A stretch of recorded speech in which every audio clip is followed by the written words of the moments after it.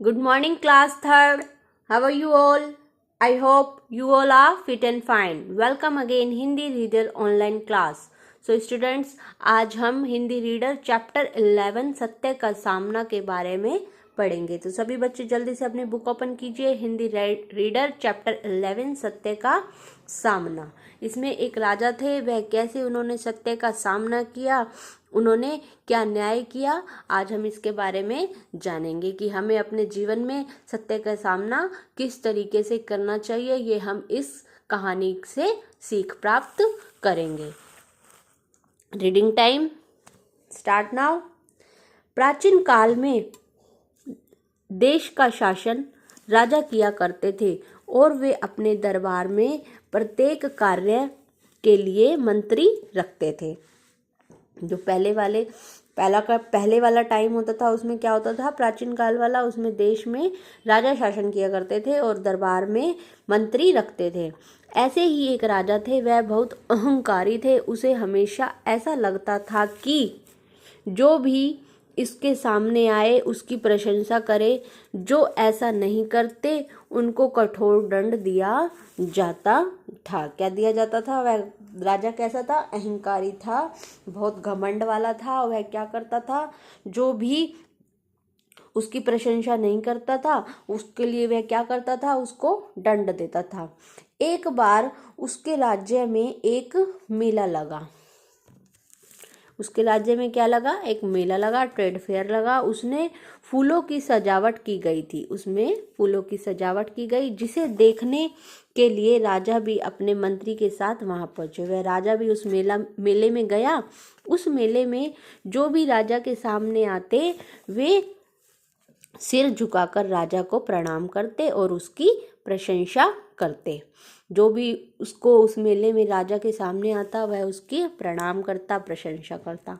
किंतु उस भीड़ में राजा को एक मैला कुचैला आदमी दिखाई दिया। कैसा आदमी दिखाई दिया? मैला कुचैला, जिसने गंदे से कपड़े पहने थे, जिसके कपड़े फटे हुए थे, दाढ़ी बहुत बड़ी हुई थी।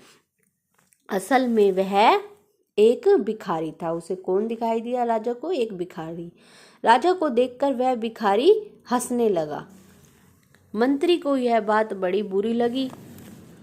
उसने क्रोधित होकर कहा, अरे मूर्ख, सिर झुकाकर हाथ जोड़कर राजा को प्रणाम कर। तुझे पता नहीं ये हमारे राजा हैं। पर इस पर भिखारी ने कहा, प्रणाम करूं? अरे मैं तो भूल ही गया था। जो भिखारी था वह राजा को देखकर हंसने लगा था। और तो फिर मंत्री को गुस्सा आया तो उसने कहा, तुम हंस रहे हो, तुम भूल गए हो ये हमारे राजा हैं, तुम इसे झुककर प्रणाम करो, इनकी प्रशंसा करो। तो भिखारी ने कहा, ये राजा हैं, इन्हें प्रणाम करो, मैं तो भूल ही गया था।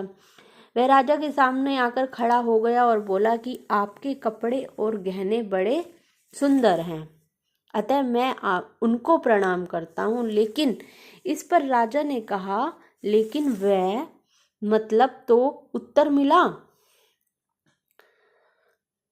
वह राजा के सामने आकर खड़ा हो गया और बोला कि आपके कपड़े और गहने बड़े सुंदर हैं, अतः मैं उनको प्रणाम करता हूँ। भिखारी ने राजा को प्रणाम नहीं किया, उसके कपड़ों और गहनों को प्रणाम किया। इस पर राजा ने कहा, लेकिन वह मतलब तो उत्तर मिला। उसका राजा को समझ नहीं आया कि उसने उसे प्रणाम क्यों नहीं किया, कपड़ों और गहनों को क्यों किया। तो उसे क्या उत्तर मिला? लेकिन आपको प्रणाम नहीं करूंगा। लेकिन का क्या मतलब हुआ? आपको प्रणाम नहीं करूंगा। इस बात पर राजा को उस पर भिखारी पर बहुत क्रोध आया। जब उस भिखारी ने कहा, मैंने आपको प्रणाम नहीं किया, मैंने तो सिर्फ आपके कपड़े और गहनों को प्रणाम किया है। Okay, change your next page.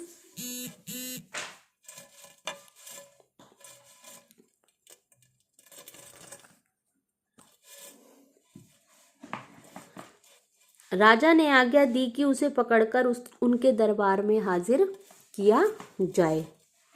जब दूसरे दिन उसे राजा के सामने लाया गया तो राजा ने उसे फांसी की सजा दी। भिखारी ने राजा से कहा, क्या आप बताएंगे कि मेरा अपराध क्या है?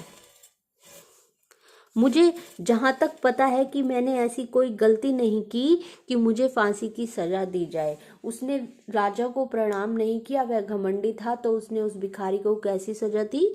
उसे मारने की, उसे फांसी देने की सजा दी। और जो मैंने कहा वही सच है कि मैं इसे प्रमाणित कर सकता हूँ। राजा को यह सुनकर बड़ा आश्चर्य हुआ। उसने पूछा, वह कैसे?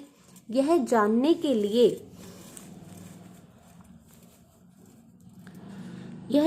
के लिए आपको अपने राजसी वस्त्र बदलकर मेरे साथ चलना होगा। उस भिखारी ने कहा, आप राजा हैं, आपको अपने वस्त्र उतारो तो मैं आपको बताऊं, और मेरे साथ चलो, दूसरे नॉर्मल कपड़े पहनो।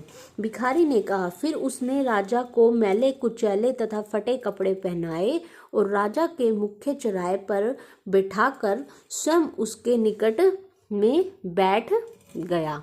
क्या करा उसने? मैले कुचैले कपड़े पहनाए और चौराहे पर खुद भी बैठ गया और अपने पास उस राजा को भी बिठा लिया।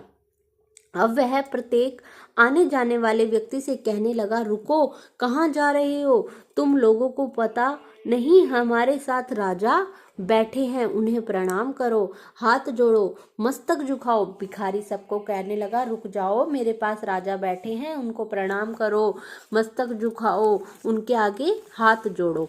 भिखारी की यह बात सुनकर सभी व्यक्ति हंसते और आगे बढ़ जाते।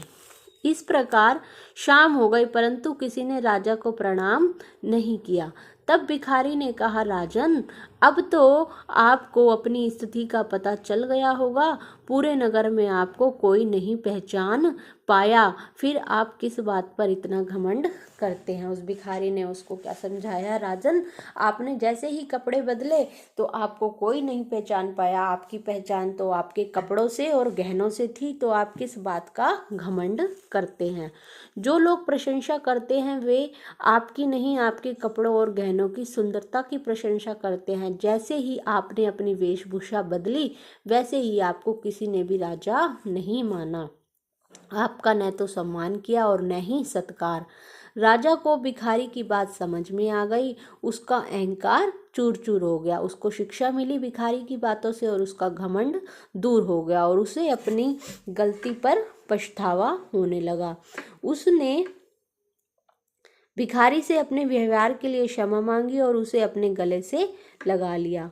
इस घटना के बाद वह भिखारी राजा का परम मित्र बन गया। तो राजा और वह भिखारी क्या बने? परम मित्र बन गए, क्योंकि उसने उसे शिक्षा दी, उसका घमंड दूर किया। इसीलिए इस कहानी से क्या शिक्षा मिलती है? हमें कभी भी घमंड नहीं करना चाहिए, अहंकार नहीं करना चाहिए, अपने आप से किसी को छोटा नहीं समझना चाहिए, सबको बराबर समझना चाहिए, सबसे प्यार रखना चाहिए, सबसे दोस्ती रखनी चाहिए, किसी से गलत व्यवहार नहीं करना चाहिए।